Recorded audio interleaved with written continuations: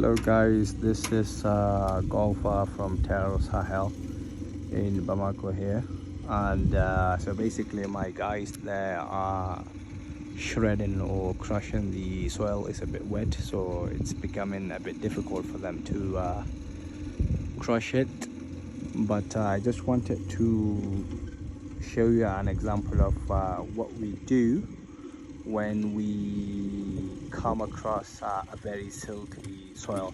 So we know that it's a silty soil because we've been working with the same type of soil for the past 3 years. So usually when we get a very salty soil, so if for those of you who do not know, silty soil are very erosive in nature. So if you make your bricks out of silty soil, they're gonna look very nice, like with a very smooth texture, but once they start to get hit by water droplet, like heavy rain, then they start to the surfaces start to scratch and you end up having very bad bricks. So to avoid that, what we usually do is we mix half and half sand and soil together, which is what we usually do, and then with that we use about 8 to 10% of soil, of cement, sorry, if you want to have like really good bricks.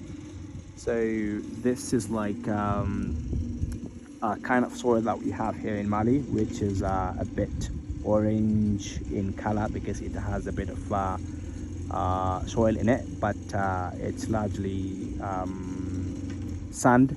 And then we have our silty soil. So what we usually do when we mix, that is when we're making the bricks, so we end up mixing the sand and the soil together until the soil is completely mixed with the sand, and with that you're providing like an extra strength to the skeleton of the brick.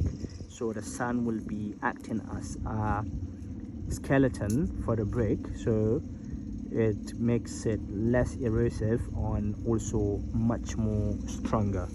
So this is what you want to have. Like, I can feel it in my hand that there's enough sand there. You don't want the sand to be too much, because one of the main reasons why we built with earth or with dirt is because we want to retain the thermal capacity of the material as possible.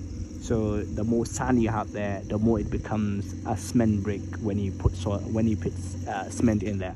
So you want to keep the amount of virgin soil as high as possible, but also the sand cannot be less, so you have to balance out the material. So this is what we've done now, and with this you can just add 9, 10, 8% of cement and you'll have very solid bricks with this. So yeah, this is what you're looking for when you have a very silty soil. Generally you want to avoid silty soil, but for those of you who don't have access to any kind of clay, like a really good clay soil, you can always use silty soil mixed with sand to get like a balanced material. Yeah.